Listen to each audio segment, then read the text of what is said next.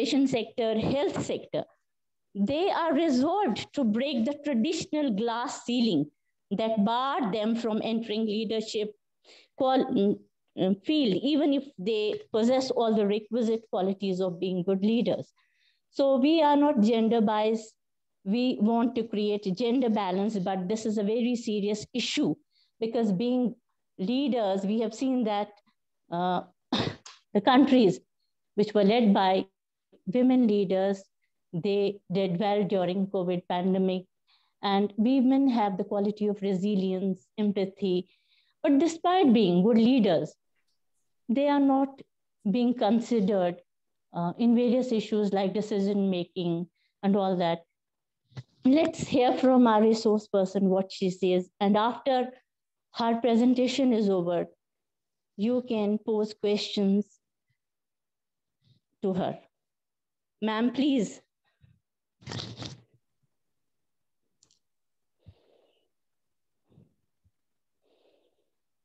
Thank you, Professor Dr. Romina Rashid.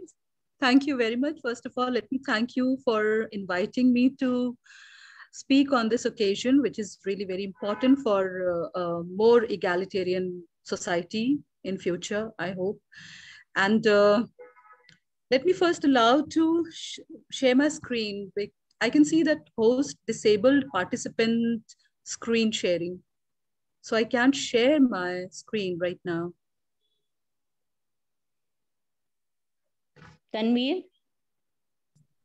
I made you co-host, ma'am. Now you can share the screen.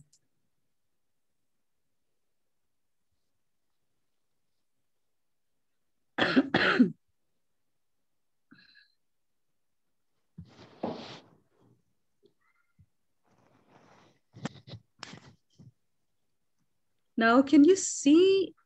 Yes, yes, ma'am. You can? Okay. Fine, let me go to slideshow. Yes. Can you see it full screen? Not yet. Yes. Now? Now it's okay. Now it's okay. Okay, okay. Thank you. So you can see that the topic today is quite interesting. And we have a question. I'm sorry. Just a moment. We have our topic framed as a question. I'll have to exit the screen so that, just a moment. You need to wait for just a moment because I have to handle a few things. I have borrowed the computer, the laptop of my husband, and I use MacBook, and there were certain problems in the beginning today, you know, on the Women's Day. Women always find difficult things, obstacles, and it was symbolic because I started to make PPT using Microsoft Team today, and suddenly I saw that the entire PPT was gone. And then I came to know, as my son informed me, that Microsoft has been hacked, or there's some other problem like that. So if I don't use slideshow, are you okay with it? Yes, ma'am. Can you all see if I don't show slideshow? I show. I'm just trying to remove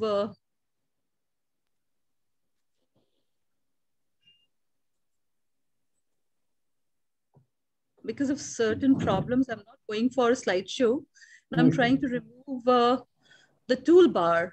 How do you do that so that the screen is better? I'm not going to use a lot of characters on the screen. So if you are worried about reading what's written on the slides, do not stress. I mean, do not bother about it because the slides are really simple and just a few things are there. So how do you remove it all? So you want to remove all the slides? No, I'm trying to remove the toolbar.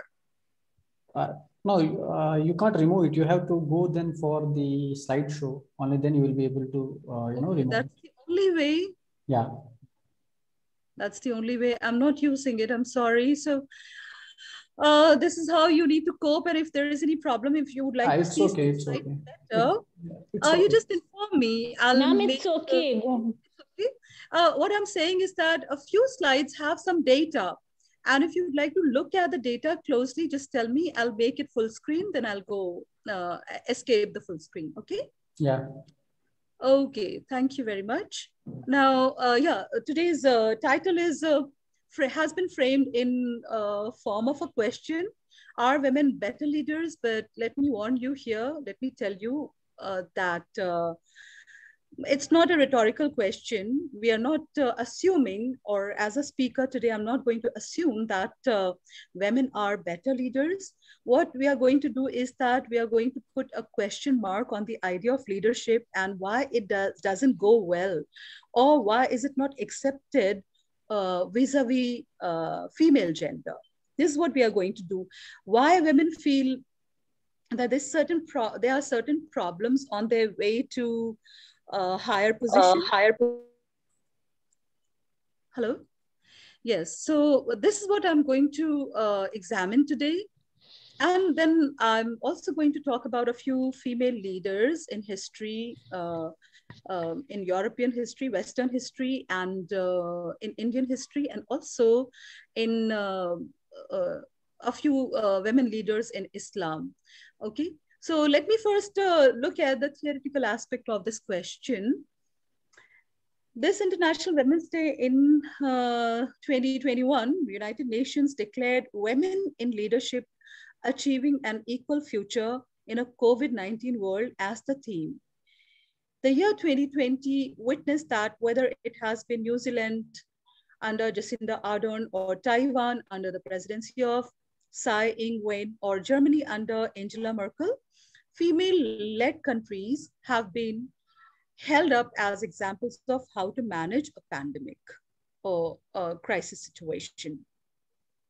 So Hong Kong, which is led by a woman, recorded 1,056 cases and 4 deaths, while Singapore, which has a similar economy and comparable demographic characteristics, but is led by a man, recorded 28,794 cases and 22 deaths in the same period through May 20. Similarly, Norway, led by a woman, had 8,257 cases and 233 deaths, while Ireland, led by a man, recorded 24,200 cases and 1,547 deaths. Taiwan recorded 440 cases and 7 deaths, while South Korea had 11,078 cases and 263 deaths. So here I'm presenting to you some data. If you would like to, you can have a look at the full screen here. So in female-led countries, which is indicated by the blue bar, you can see that the cases of COVID-19 infection have been less in number, and male-led countries like South Korea, Ireland, Singapore, and demographically and socioeconomically, they are similar in the assessment of per capita income. They are similar countries, so the data is quite reliable. You can see that the cases of infection have been more in cases where the countries were led by men. Now, there is another slide, again, full screen. So you can see here that the cases of death too also actually are more in case of countries which are led by men. Now, why so? Let's see. And people have come up with various theories and explanations in order to explain why this happened so. Countries led by women have performed better, especially in terms of deaths. And this is true whether we consider the nearest comparable nation, the nearest 2, 3, or even 5. Belgium is an outlier, that's an exception, having appeared to perform badly on cases and deaths while led by a woman. But despite its inclusion, the overall results regarding female-led countries stand fine, still is okay in favor of female performance. For example, Finland was better than Sweden, Austria, and France in terms of both cases and deaths. Germany was better than France and the United Kingdom. Bangladesh fared better than the Philippines and Pakistan in terms of deaths. Obviously, Pakistan and Philippines, these countries are led by men. Indeed, in the current crisis, several incidents of risky behavior by male leaders have been reported. We know about Donald Trump, how he behaved, and he got infected. Brazil's Jair Bolsonaro dismissed COVID-19 as a little flu or a bit of a cold. And UK Prime Minister Boris Johnson said that he shook hands with everybody on a hospital visit.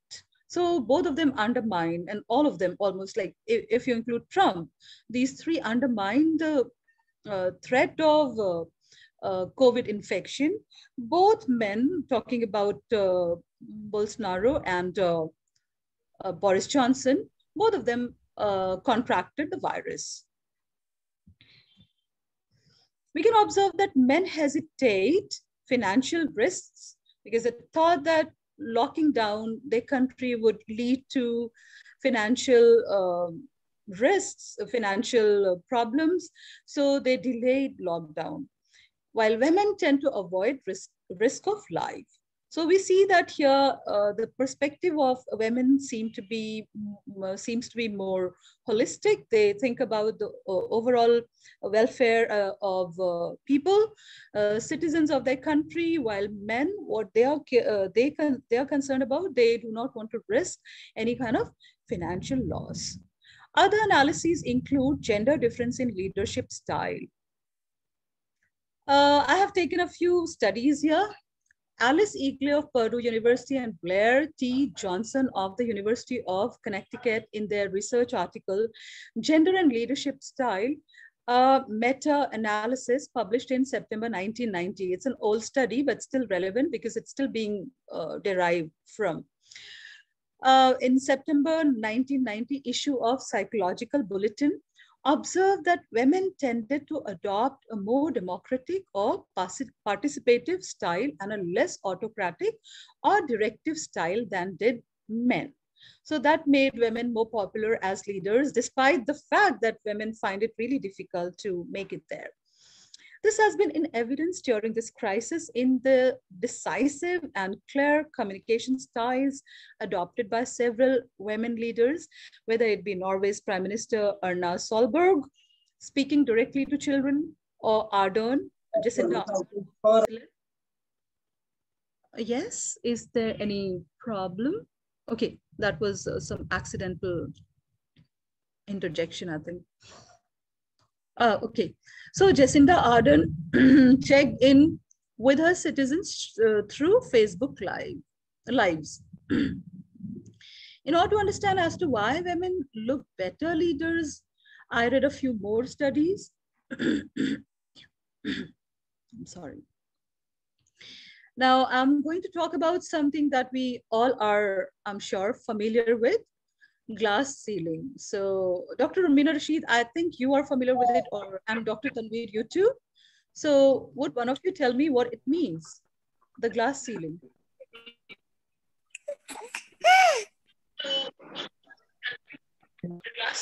Okay, yeah, if you're interested, anyone? Yes? I can hear you. Okay, the glass, I think there's some problem with the mic of the person who wanted to speak here.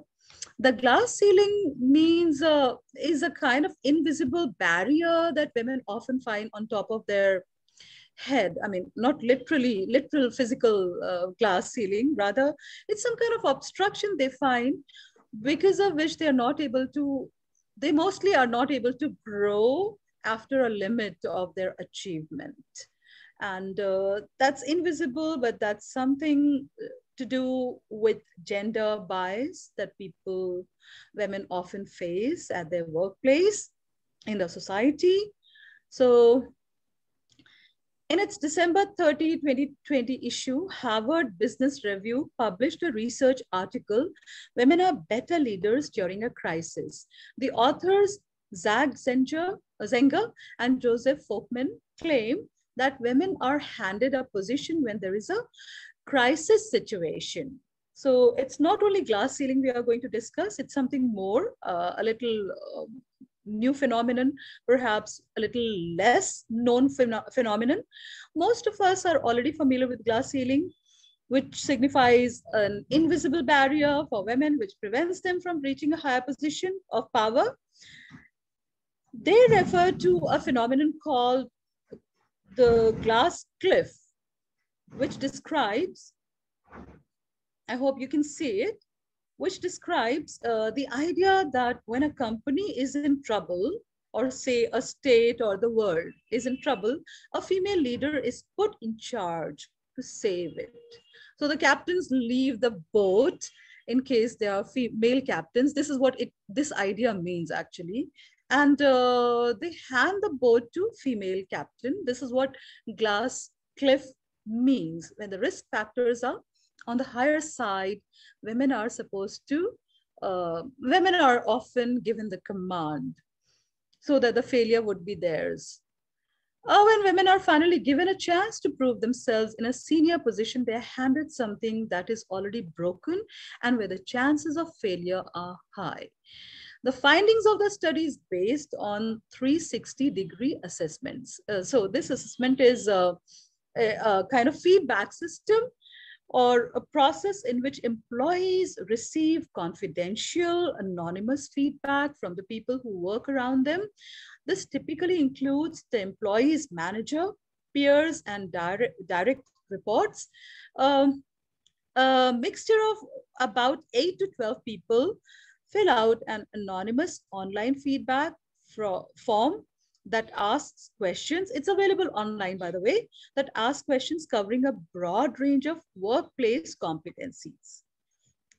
So the article refers to a previous study in which the authors claim that women score higher than men in most leadership skills when women are rated as excelling in taking initiatives, acting with resilience, practicing self-development, driving for results, and giving support to their colleagues and subordinates, and displaying high integrity and honesty. In fact, they were thought to be more effective in 84% of the competencies. I'm going to share the data also on those competencies on which the study was based. That this research was done during the first wave of pandemic again to corroborate what they had found out earlier. Here it is employees reporting to women. Can you see it, every one of you? Yes, ma'am. And is it readable or is it too tiny for you to read? No, it's readable. It's readable.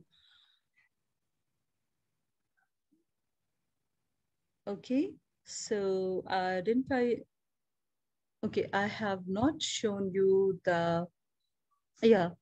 So this data, I think I have missed out on data, which I want to share with you. I can find it later when I've finished, and then I'll show you what points have been taken in 360-degree assessments, and like leadership, interaction, support, empathy, communicativeness, all these points have been included, and also authoritativeness, etc. They have been included in order to understand how women and men fare vis-a-vis leadership qualities or competencies. So that data is not here, but you can see that this is a different kind of data in which what is being assessed is how engaging leaders are. Employee engagement score by leaders' gender. So overall score is 51%. All the leaders score 51%, but men do 49.2, while women get 55.2. You can see that women are more engaging, they are better listeners, and they pay extra attention to the employees. So they are more positive. They are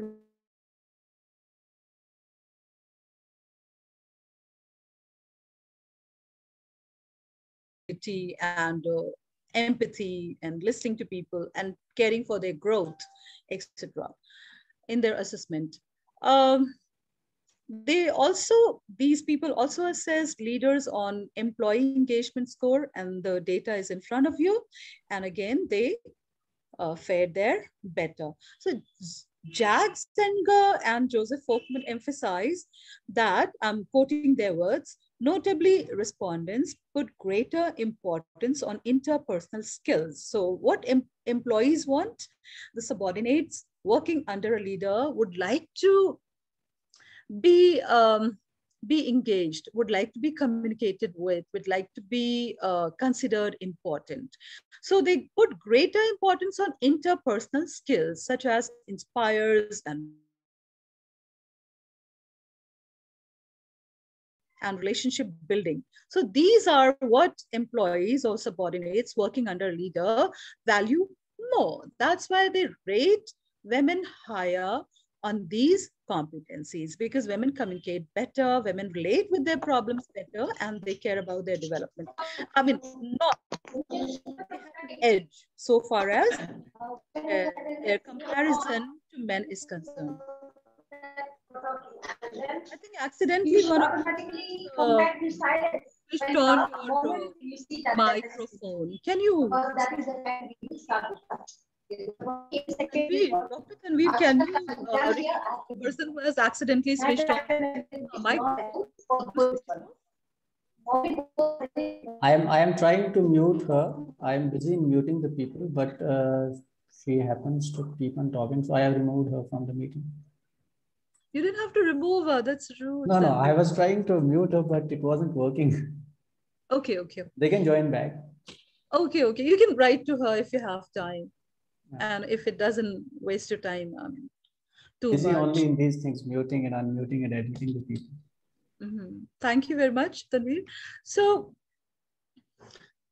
now they go on to look at the gender comparison in leaders and competencies that I have already mentioned, and also employment growth and employee development, display of honesty and integrity. This is something really stereotypical, but this is not my study. I studied this study. I wanted to know how people have been trying to find out the reasons behind the success of female leadership.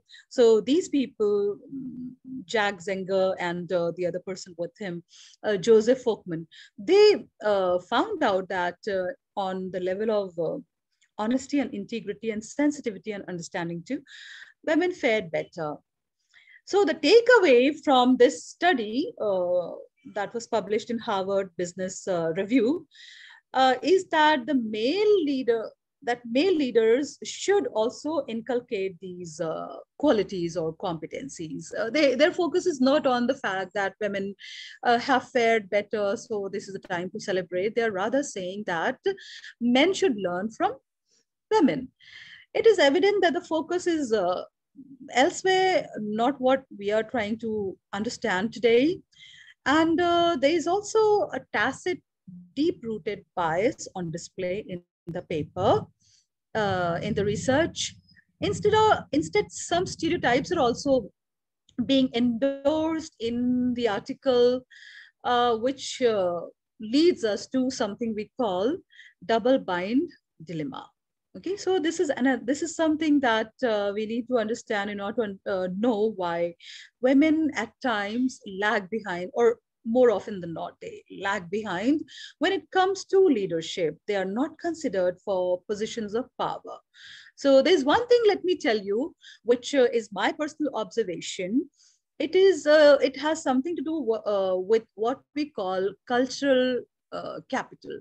What is cultural capital? It is or social capital. It is something that we call contacts. So this is something on which women often lag behind.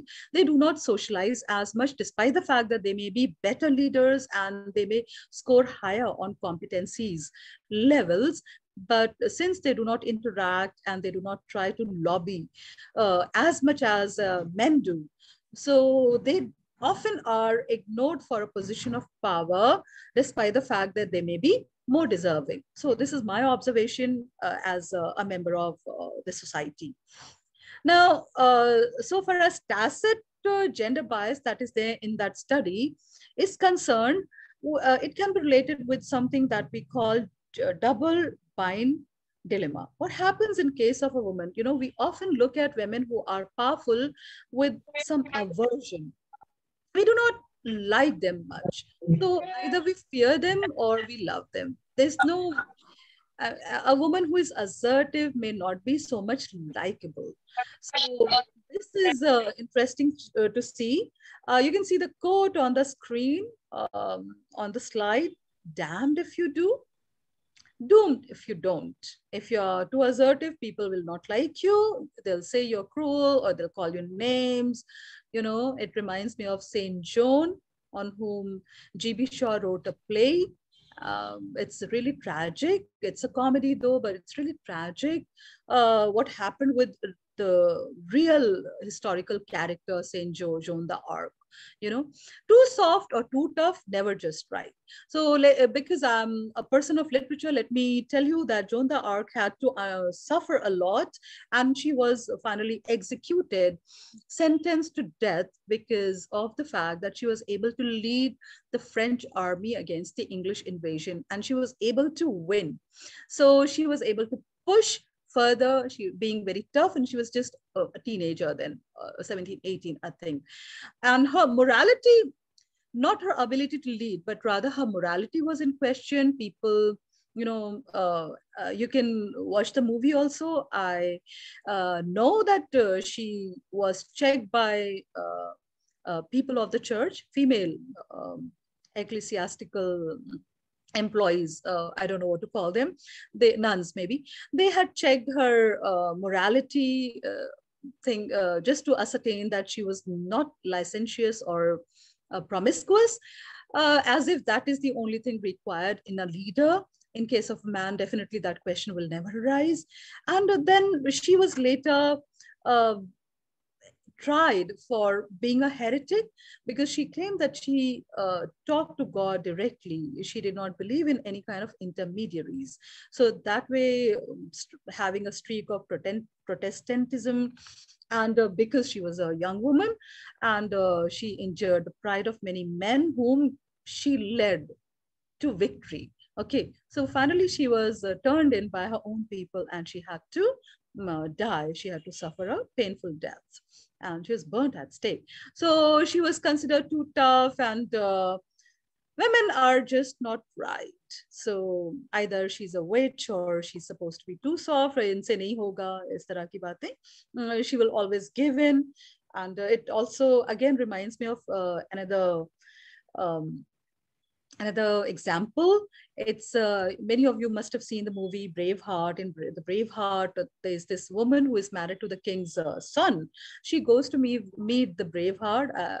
I mean the character played by Mel Gibson, and she comes back and she actually is with him more than she is with her own people. I mean, with her husband and the king. So the husband is not the king is still alive, the husband is the prince. So there what happens is that she is more empathetic towards the cause of the Scottish people and their struggle for freedom. She is seen as a soft person. So either too tough or too soft, never just right. For a woman to strike a balance is just perhaps impossible. So let's go to the next slide. It reminds me of many political leaders, but I'm not going to mention them.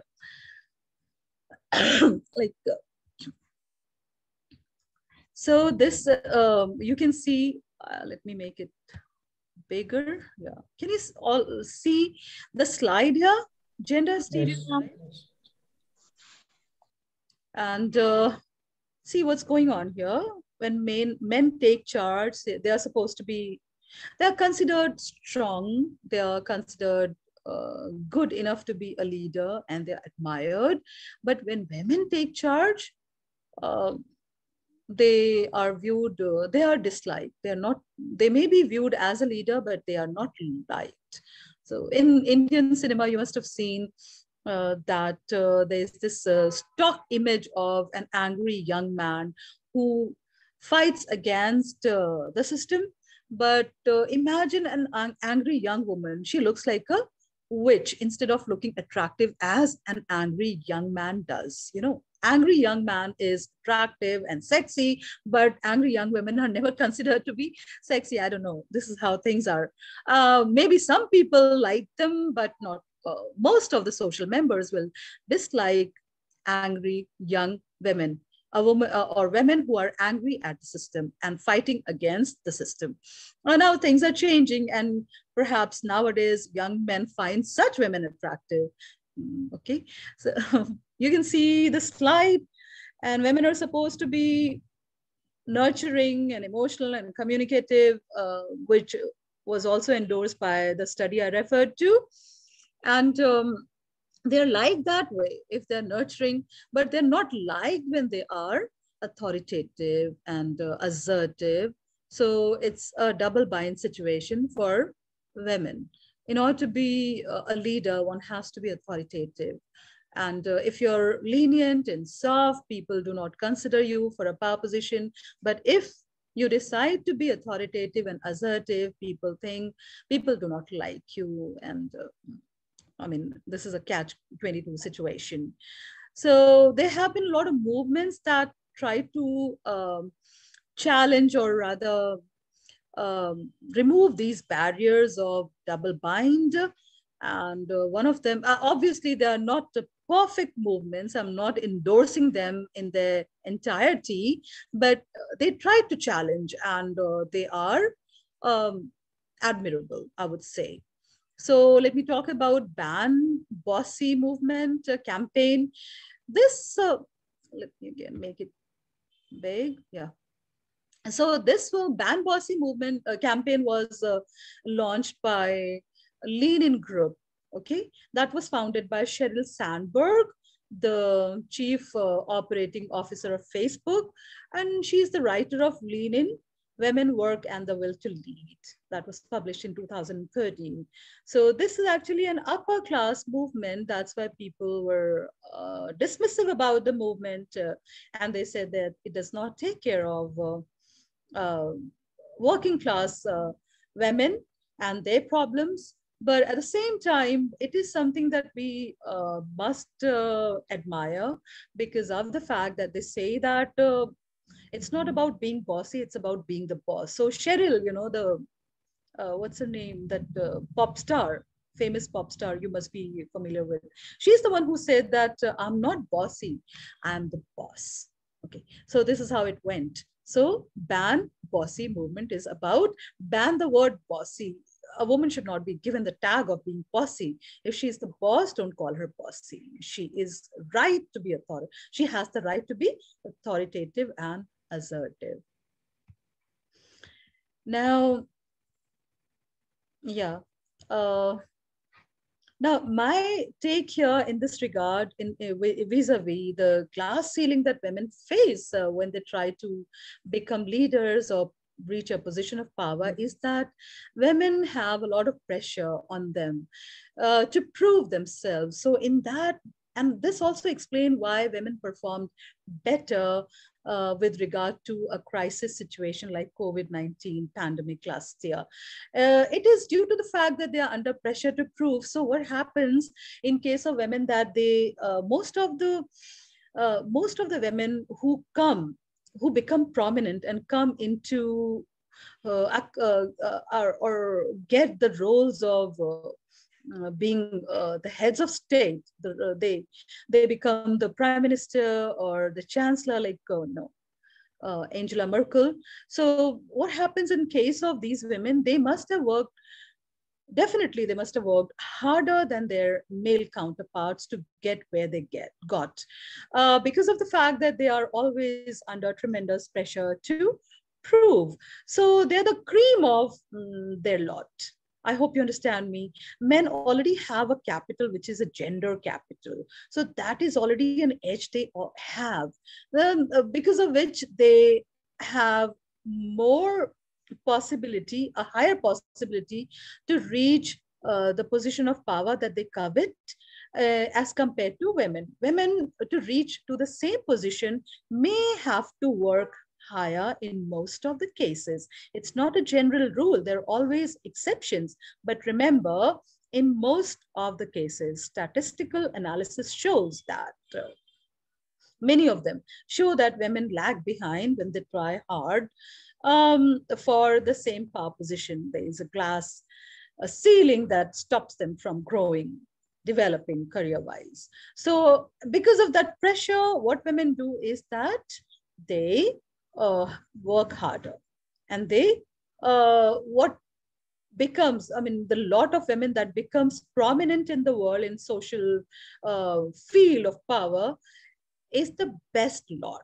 Women who are there are the best women, you know, I mean, best in the sense, I mean, on leadership competencies levels, obviously. I'm not talking about in terms of morality, obviously. Whenever we think about women, we think about they're being kind, they're being nurturing, they're being caretakers, etc. So we are not using those criteria in case of women leaders. We are using other set, equal set of criteria to judge and assess both male as well as female leaders.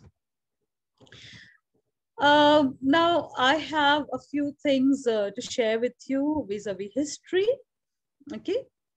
But the time, I think, is almost over. So let me take you through the annals of history. And in short, let me just give you a glimpse of a few names of those women who broke through, shattered through the glass ceiling of gender to become the heads of state or become prominent leaders in their society. So let me mention Maria Theresa of Austria, Mary Wollstonecraft. Many of us must have read her. She's the writer of A Vindication of the Rights of Women.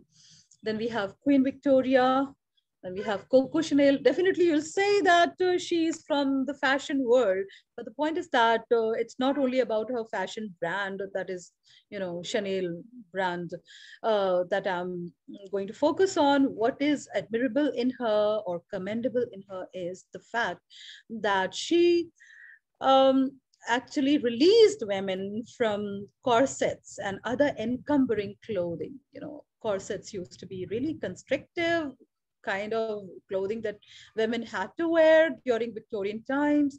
And they really choked women, I think. It looks really bad. You Google out and see how it really looks very uncomfortable, you know.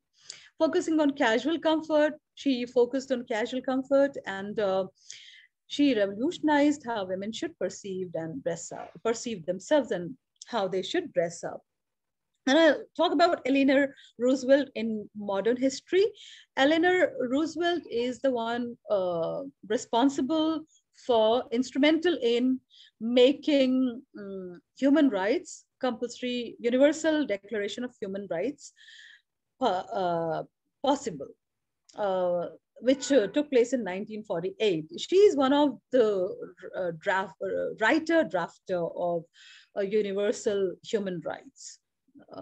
Then we have Indra Gandhi, you know, and she's supposed to be an Iron Lady, and she, despite being a woman, definitely she was the daughter of the first Prime Minister of India, so that gave her a leverage, I accept. But at the same time, despite losing, she came back in the 70s again, and she had a long tenure. And she came down on 6 separatists, which antagonized 6, and her bodyguards were 6, and she was killed in 1984. And then we come to Margaret Thatcher. I'm taking examples from all around the world, India and mostly Western world. So Margaret Thatcher was raised in an apartment above her family grocery store. So that is an inspirational story. She must be really ambitious to be there. And she did not have to meet the fate of Lady Macbeth, depending on a proxy kind of success. No, she herself became the head of state. UK, that was a very important empire in the first half of during the 19th century and even the first half of the 20th century. And she studied in University of Oxford, and was a chemist. And then he launched her career in politics. Her tenure is quite impressive, 11 years from 1979 to 1990 in the office. And she made her longest, she had the longest tenure serving as a British Prime Minister in the 20th century. And one of the most impactful, I'm not justifying her highly capitalistic approach and policies. I'm just saying that she was able to hold that position for quite a long time. And she is anything but an empathetic leader. So the studies that we have discussed, I discussed in the beginning, do not work well with Margaret Thatcher. Then we have a nice person, Angela Merkel. She rose to lead the Christian Democratic Union Party. 5 years later, she became the country's first female chancellor, its first East German chancellor, and at 51, its youngest. Her tenure in office, she won a 4th term in 2017 and announced it would be her last span. It spanned the Eurozone, debt crisis, the refugee crisis. Now you can relate it with glass cliff theory phenomenon. So she was leading the country during all these times. Refugee crisis resulting a surge in support for the far right movement, because she was in favor of the refugees. She was flexible vis-a-vis the refugees.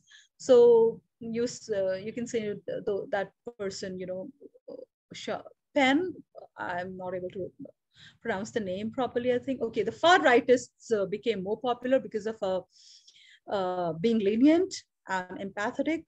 And then Britain's planned exit also. She survived. She was there during that time also. But Brexit from the European Union of the Britain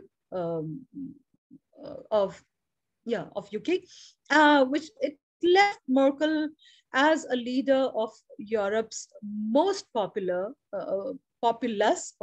and powerful country after Britain's exit from European Union, and the 4th largest economy of the world it was. So she really was the head of a state that is quite important right now in the world. Then there's this lady, why would I leave the third world? Oh, Ellen Johnson Sirleaf from Liberia. In 2005, Sirleaf actually had beaten out a slate of male candidates in Liberia's first presidential election since the war's end. Yeah, the time is over. Listen, that all. Okay, I thought that was a reminder for me to stop. It was the same participant who had returned back within. Okay, it's all right. So I think her mic, she has some problem with the fingers and she keeps switching on her mic accidentally, or her mic may be acting funny. The phone that she has logged in through must be acting funny. I don't know. So it's all right. So she became the head of state first democratically. I'm talking about Ellen Johnson Sirleaf. She became the head of state and the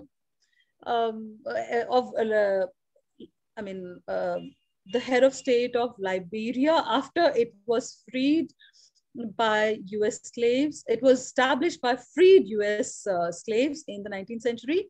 Over 12 years in power she was, and she helped preserve peace and erase the national debt and build up Liberia's economy. She earned a Nobel Peace Prize in 2011 for her work on behalf of women's rights. Though she also drew criticism for nepotism, she was not clean that way, and she had many corruption charges leveled against her. But so far as her bailing her country out of an economic crisis is concerned, she really did well there. Then we have elected Prime Minister of Sri Lanka, then known Ceylon in 1960, Sri Mavo Bandaranaike. She was the first woman to be elected head of a government in the modern world. First woman, from the third world. So we have in India, we have many writers who have shown the way to women's emancipation through education. So let me mention the name of Ruqayya Sakhawat Ali, who founded a school in Calcutta then in the early 20th century. And she wrote such science fiction in which she predicted how water can be extracted from clouds and how energy can be taken from the sun. So she was quite futuristic in her approach that way, very intelligent for her age, and especially given the fact that she was a woman and she did not have as much exposure as men usually get in the world. She definitely could think out of the box. And from Bhagalpur, she had to shift to Calcutta because of a few family problems with her in-laws. And she invested all the money that her husband had given her. She had a really very good partner. He was a civil servant, Sakhawat Sahab. So she invested all her assets in a school, and it's still there, called called Sakhawat Hussain Memorial School. And then we have Fatma Sheikh, we have Savitribai Phule. She's very famous because of the fact that she really campaigned against caste bias and casteism in her society. And she worked for the uplift of the women. She worked really hard for women's education. And her stellar career is often discussed, but people often forget to mention the fact that perhaps Savitribai Phule would not have existed had there been no Fatma Sheikh. She and her husband, Jyotirao, both had been kicked out of the house. I mean, the father had said that they could not stay with them because of the fact that they were working against Brahminical scriptures. They were making many Brahmins angry. So they had to move out, and they took refuge. They started to live with Osman Sheikh, that is Fatma Sheikh's brother. And Fatma Sheikh and Savitribai both went to college teachers training program together. And then they founded school and worked in those schools together. And then Mother Teresa, we should not forget, though she came from Albania, but India had the pride of having her. I'm not commenting on her gender-biased views and pro-life and pro-choice, etc. debate. I'm not going into it. Then Kiran Bedi, Justice Fatma Bibi. These are a few names that we cannot ignore when we think about women leaders who made it there. And then in history, in the annals of Indian history, we have Akamahadevi, who was a poet of the 12th century. And she rejected practices such as caste and worship through priests. So she did not accept any kind of intermediary between her and the Lord Shiva that she believed in. Then we have Pandita Ramabai of the same time. No, not of the same time. It's 19th century. She was born in Madras Presidency and she went to Kolkata. There, she impressed Pandits of Calcutta and earned her title of Pandita from Calcutta University in 1980. we have some musical interlude. It's over. Then Rukma Bai, you can Google and see, read about them and try to read scholarly articles. So at the age of 11, Rukma Bai was married and she refused to give in to the wish of her husband for consummation of marriage when she came of age. She was just 11, 12 years and she resisted it, and her father was also with her. So, you know, when women make it big or women uh, go against the social norms, uh, they are often assisted by their fathers or brothers. And let me tell you that patriarchal tools can be women, okay? And there's no gender of patriarchy. Patriarchy is upheld by women and men both alike. And emancipation of women, empowerment of women happens in the hands of men and women both alike. So feminism has no gender and patriarchy too has no gender. When Rukma Bai reached, yeah, I talked about it.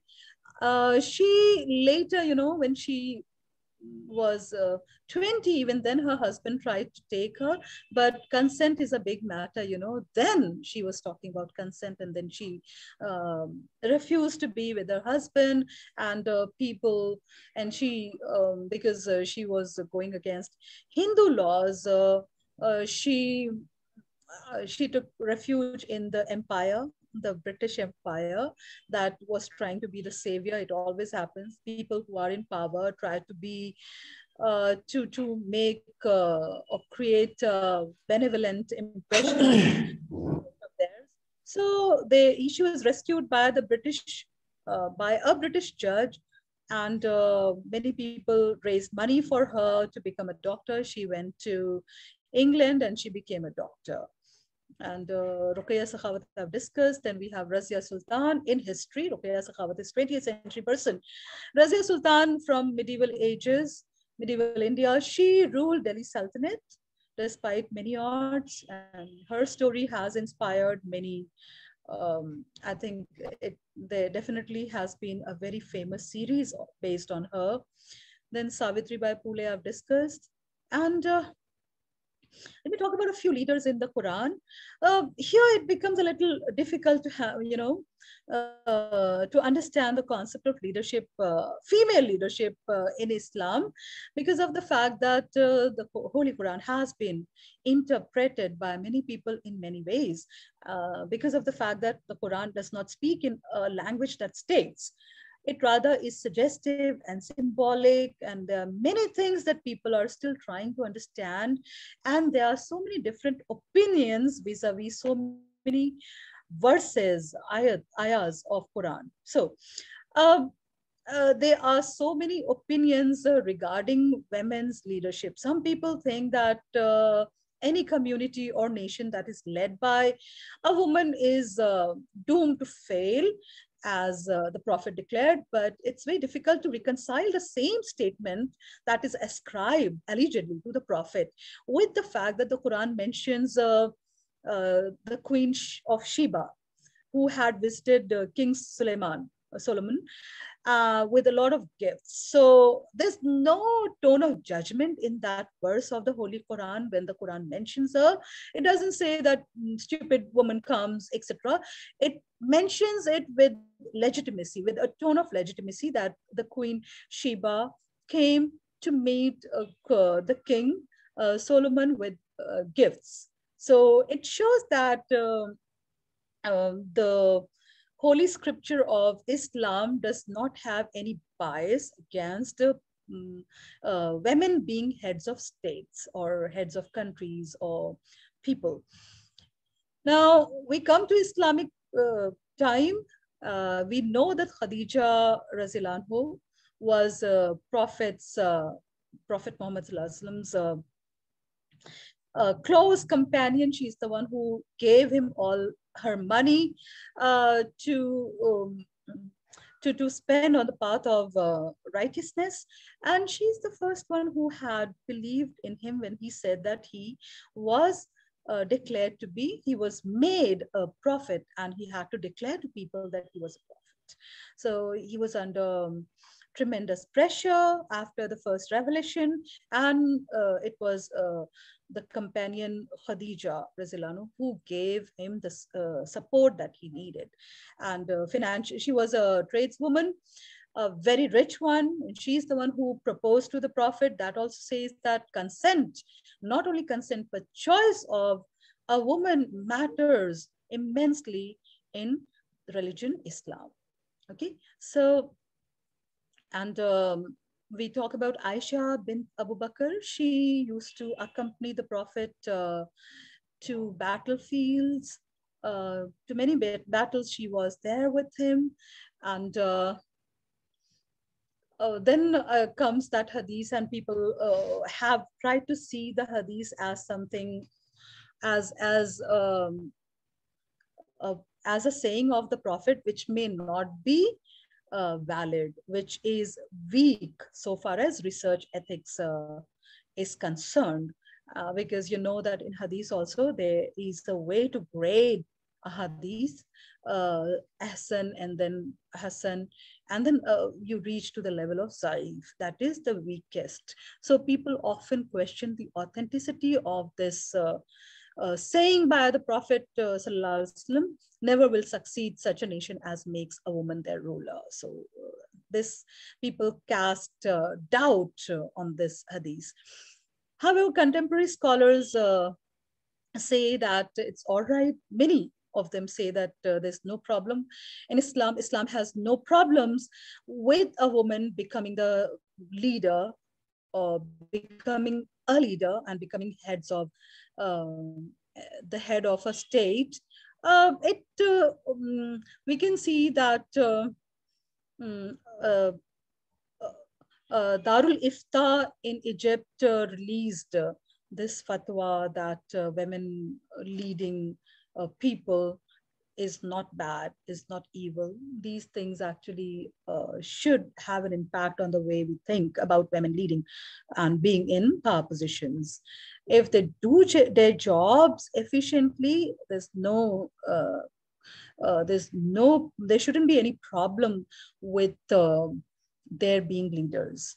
And all this world right now needs is sanity, and it needs people who care. It needs people who are sensitive to understand the needs of the planet Earth, and what humanity also needs, because this is the only home that human beings have till now. We have not been able to colonize moon or any other planet. So that kind of empathy, that kind of sensitivity towards ecological concerns, and sensitivity towards the requirements of human society, social members, how human beings as an embodied physical form can be so vulnerable. So understanding those requirements, nutritional needs, and the vulnerability of a human body is definitely important. And that's what women leaders demonstrated during the times of this crisis, since 2019, rather 20 until now. This is how they have been considered. They have proven themselves to be better leaders as compared to their male counterparts. So working more intelligently, especially showing more emotional intelligence in dealing with people that they rule, and handling a situation of crisis in a better way, in a more sane way, to make the world a better place. So this is what I had to say about women being leaders. And I did not start by asserting that women are better leaders, of course. The point is that with these qualities, sensitivity, integrity, honesty, having concern for others, empathy, anyone can be, anyone, no matter what gender you are from, anyone can be a great leader. And since women leaders are fewer in number, historically speaking, we should give women a chance, just thinking that they are there to serve humanity, and their gender should not be such a big matter. It's not through one's gender that one works leadership, I believe. There are many things in the world that we think are many people think are associated with gender. For example, driving. Okay, but it has nothing to do with gender. There are so many similarities among people of both the genders or all the genders that we should rather focus on their human aspect and those things which are, those qualities which are similar or common in them, instead of focusing on the differences. The difference is definitely there as designed by nature, but that has a purpose to serve. Let it serve its purpose. And let's not obsess over the division of gender so much, so that our society becomes more egalitarian and more livable for everyone, not only for one set of people. Thank you very much.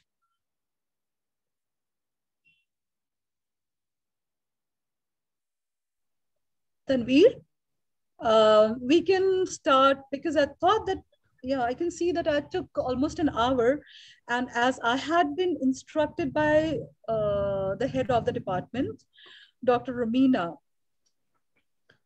I had to stop after 40 minutes. So I think I've taken more than 40 minutes, and we should start the discussion session. The floor should be open for everyone to participate now. Thank you, ma'am. We were listening to Professor Aisha Munira Rashid from Aligarh Muslim University, delivering are making deliberations on the questions that are women better leaders, and she has mentioned that she didn't start with the assertion whether they were better leaders or not, but gave good enough examples in between which do suggest that irrespective of the gender, there are cases and there are examples where women have done better compared to men. And when we look at this dimension of doing better, I think she mentioned in her speech that integrity and honesty are what the women bring into the leadership. And anyone who comes up with these two qualities of integrity and honesty is destined to be successful. Thank you, ma'am, for this lecture. And now this session is open for the question and answer. Anyone who wants to ask a question can unmute himself or herself and ask a question. Before I take anyone's question, we have a question in the chat box. Before you prepare yourself for the question by unmuting the mic, I like to put this question which was asked by Talat, I think was, yes, Talat, he had asked a question and it's there in the chat box. Girls mature faster than guys. Why this statement is not mentioned in giving power and position to women, but is always stated when women are held accountable for men's actions towards them?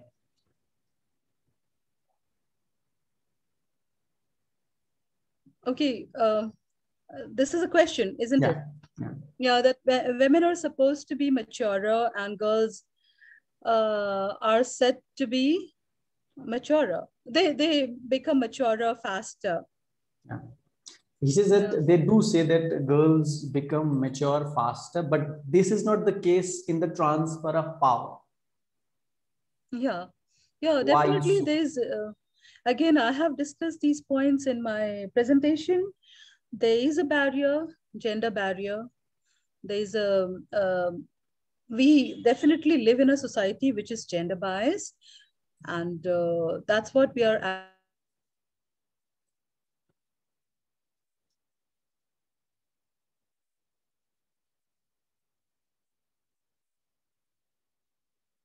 I think we have lost the connection. Yeah. Yes, ma'am. You are not able to get your audio.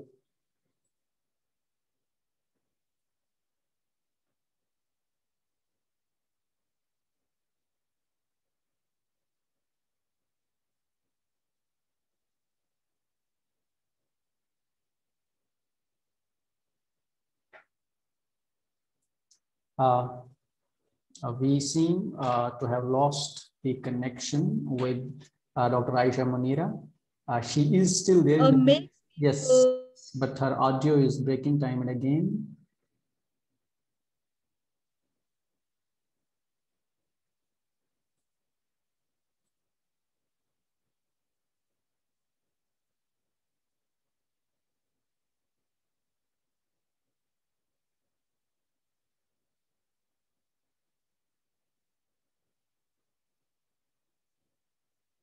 Ma'am, we are not able to hear you. If you are able to hear us, nation, if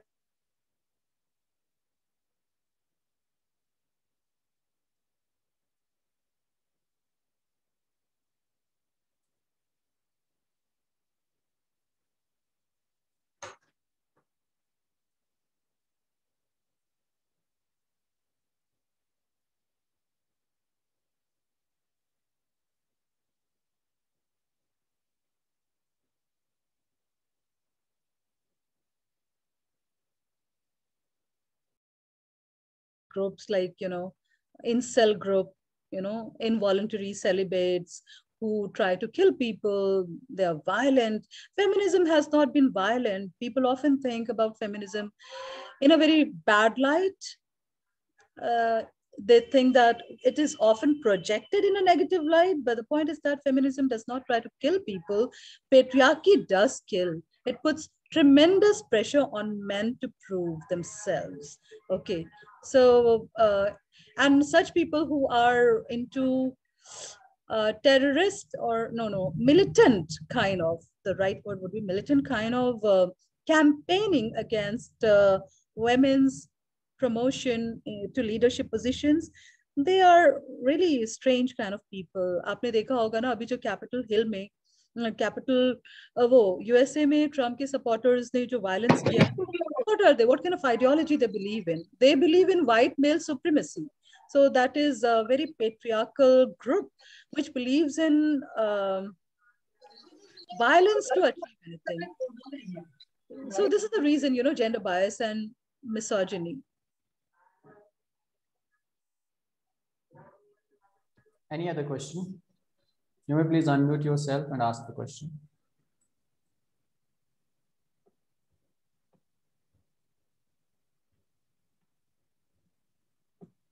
It's Talat, yeah, I can read now. Actually, the chat has become so long. Yeah. The thread has become quite long, so I'm not able to read them all. I have to scroll them up and down. Mother Teresa, yes, of course.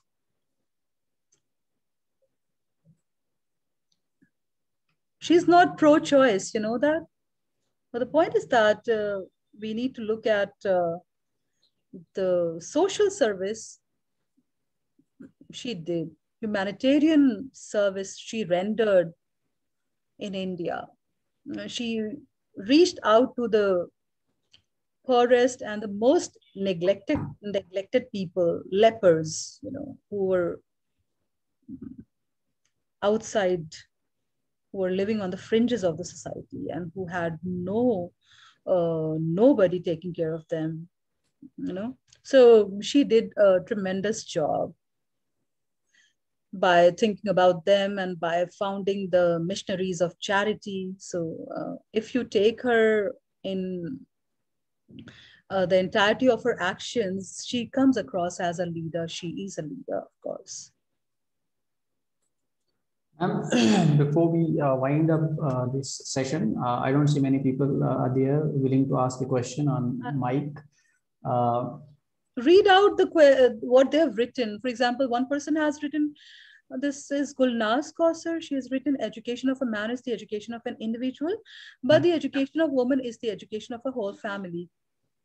That's quite true. At the same time, it puts a lot of burden on women to educate their children and absolves men of their responsibility, if they're careless, There is another comment written by... Excuse me, ma'am.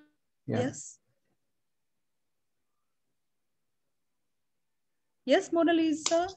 Is it Mona Lisa? Monali. Yes, ma'am. Yes, ma'am, Monali. Often I see that what people see is people have created this Nazi feminism term. And what happens is when pseudo feminism happens, they call it feminism.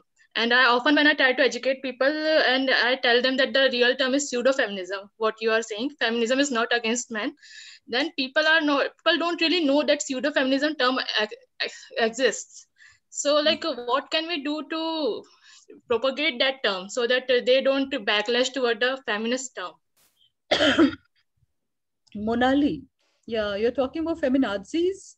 Ma'am, I'm talking about like whenever there's it's like in social media, when there's support for women, people would start degrading feminists, but they don't know that they are really degrading pseudo feminists, not feminists. Yeah, Monali, tell me who are pseudo feminists?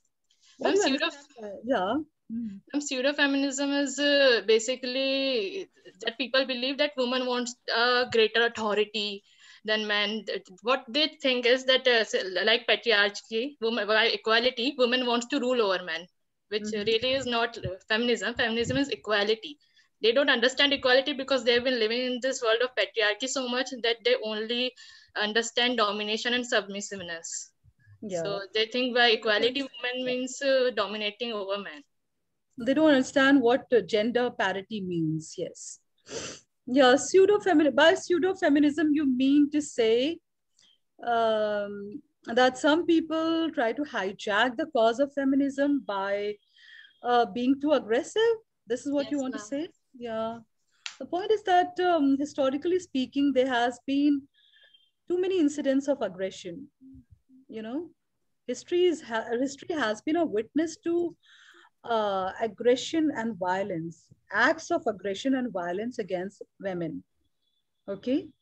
And if you say that women are also aggressive, I'm not trying to justify aggressive women and their actions.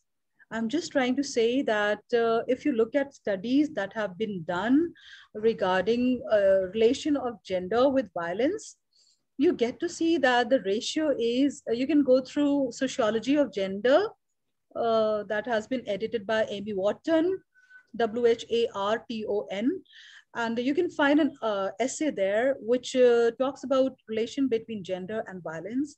It says that it studies only some situations in the USA, and it comes to the conclusion that some women are violent, but as compared to men, their acts of violence are 1:4.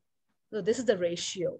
And it has been found out that in case of women, the reasons have been self-defense most of the times. So it's very hard to argue with such a person who says that women are feminism or feminists are aggressive, and ask them when they assaulted them. First of all, if they have assaulted them with a gun or with their hands, okay, then you just ask them why, when did any woman assault you? So it's always a way to shut you down and make you feel self-conscious about your cause of world based on gender justice and gender parity. Whenever people try to make you feel or give you self-doubt about your cause, the cause is creating a better society for all genders, creating a better society for based on the ideas of equality and equality and justice.